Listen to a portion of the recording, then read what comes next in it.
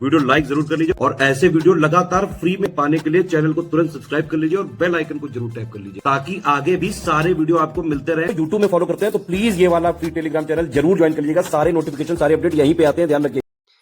नमस्कार दोस्तों, स्वागत है आपका वनडे एग्जाम्स बाई ज्ञान सर के इस यूट्यूब चैनल पर। साथियों, अगर आप लेखपाल 2025 की तैयारी कर रहे हैं तो आपको पता होगा कि इस बार सिलेबस में काफ़ी ज़्यादा परिवर्तन कर दिया गया। अब यूपी जीके के 20 क्वेश्चन देखने के लिए मिलेंगे।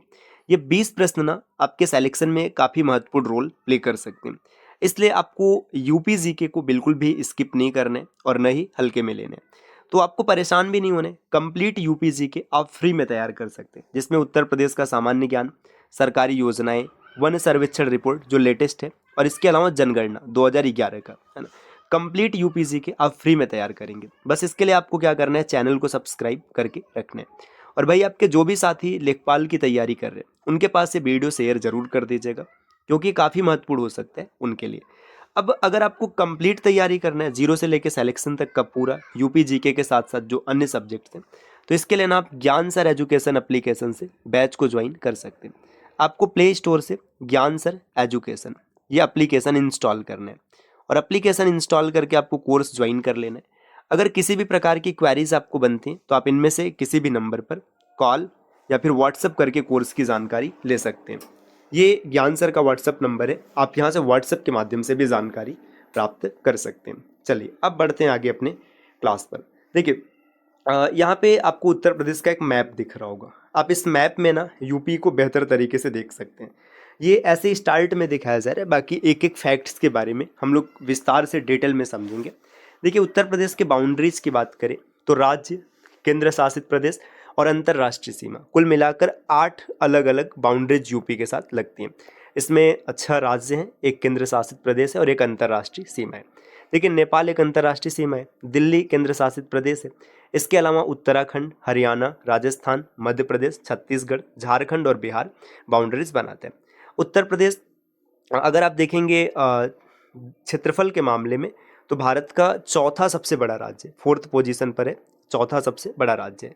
और जिलों की संख्या की बात करें तो उत्तर प्रदेश में कुल 75 जिले, कल्याण सिंह नगर 76वां जिला बनने का प्रस्ताव लगभग पारित हो गया। तो आने वाले समय में यूपी में कुल 76 जिले होंगे। आप यहाँ पर एक एक जिले को देख सकते हैं। देखिए, सहारनपुर है ना, ये अगर आप देखेंगे तो ये सबसे पश्चिमी जिला है ना। इसके बाद इधर देखिए, है ना, बलिया देखेंगे तो ये सबसे पूर्वी जिला है। ठीक, इसी तरीके से आपको यहाँ पे देखिए, ये जो सोनभद्र ये सबसे दक्षिणी जिला है ना। और सबसे उत्तरी जिला कौन है ना, आप ये कमेंट करके ज़रूर बताइएगा। ठीक, तो और आगे बढ़ेंगे। देखिए, नेक्स्ट यहाँ पर अगर आगे बढ़ेंगे तो यहाँ पर कुछ पॉइंट्स दिए गए। उत्तर प्रदेश जनसंख्या की दृष्टि से देश का सबसे बड़ा राज्य है। जनसंख्या की दृष्टि से देखेंगे तो देश का सबसे बड़ा राज्य है। 2011 की जनगणना के अनुसार लगभग 16.6% जनता जो है यूपी में निवास करती है। वर्तमान समय में अगर आप देखेंगे तो अप्रॉक्सीमेट 22 करोड़ के आसपास यूपी की जनसंख्या है। प्रदेश की अर्थव्यवस्था मूलतः कृषि आधारित है ना। कुल जनसंख्या का लगभग 77.7% ग्रामीण क्षेत्र में निवास करते, मतलब जितनी जनसंख्या इसमें लगभग 78% लोग गाँव से हैं। और अगर टैक्स की बात करें तो जो कर मिलता है ना, ज़्यादातर इसमें कृषि का योगदान कम ही है। ये राजस्व में मुख्य रूप से नगरीय क्षेत्र का योगदान है। और भौगोलिक क्षेत्रफल अगर देखेंगे तो 240.93 लाख हेक्टेयर है। 188.40 लाख कृषि योग्य है, जिसमें से 165 पर कृषि होती है। अंग्रेजी शासन काल के दौरान उत्तर प्रदेश की स्थिति क्या थी, ये अलग अलग नाम कैसे बना, तो समझिएगा। 1775 से 1833 तक यह प्रेसिडेंसी ऑफ फोर्ट विलियम मतलब बंगाल के अधीन हुआ करता था। तो 1833 तक यूपी ना प्रेसिडेंसी ऑफ बंगाल के अधीन मतलब फोर्ट विलियम कही या फिर बंगाल के अधीन था।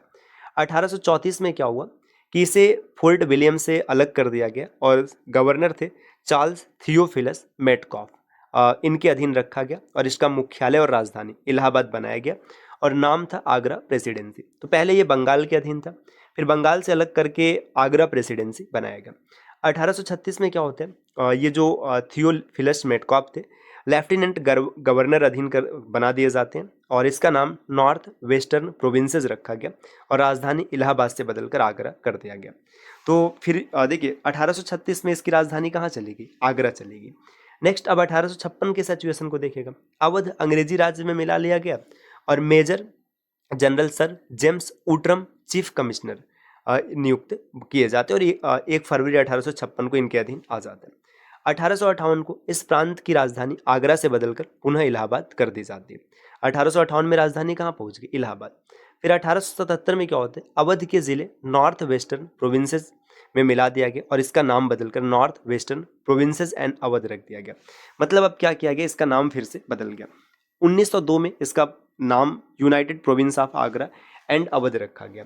फिर इसके बाद 1937 में इसका नाम चेंज करके यूनाइटेड प्रोविंसेज रखा गया। देखिए नाम में कितना परिवर्तन हुआ है। 1949 में यूनाइटेड प्रोविंसेस में जिला रामपुर, टिहरी गढ़वाल और बनारस स्टेट को भी शामिल किया गया था। और 1950 को इस प्रांत का नाम 24 जनवरी 1950 को उत्तर प्रदेश रखा गया था। और सन 2000 में क्या हुआ था कि इससे 13 जिले काट करके उत्तरांचल को अलग किया गया था और 2006 में इसका नाम उत्तराखंड कर दिया गया। तो ये पॉइंट आपको याद रखने। अब उत्तर प्रदेश का नाम, चिन्ह, राजधानी, गठन, इन सब पर विस्तार से चर्चा हम लोग अगली क्लास में करेंगे। तो ये हम लोग का एक तरीके से इंट्रोडक्शन रहा, आपने चीज़ों को देख लिया। देखिए पूरा यूपीजी के ना आप पूरा फ्री में तैयार कर सकते हैं। आप यहाँ पे देख सकते हैं कंप्लीट यूपीजी के और कितना विस्तार से एक एक पॉइंट को ऐसे बताया गया ना कि कोई भी दिक्कत ना हो, आप आसानी से चीज़ों को कवर कर पाएँ और आराम से आप एग्जाम में अपने प्रश्नों को टैकल कर पाएँ। तो भाई अगर आपको कंप्लीट यूपीजी के फ्री में तैयार करने हैं तो चैनल को सब्सक्राइब कर लीजिएगा। और लेखपाल की पूरी तैयारी करने के लिए ज्ञान सर एजुकेशन एप्लीकेशन से आप बैच को ज्वाइन कर सकते हैं। तो मिलते हैं साथियों आपसे नेक्स्ट वीडियो में कुछ नए और इंटरेस्टिंग इन्फॉर्मेशन के साथ। तब तक के लिए नमस्कार।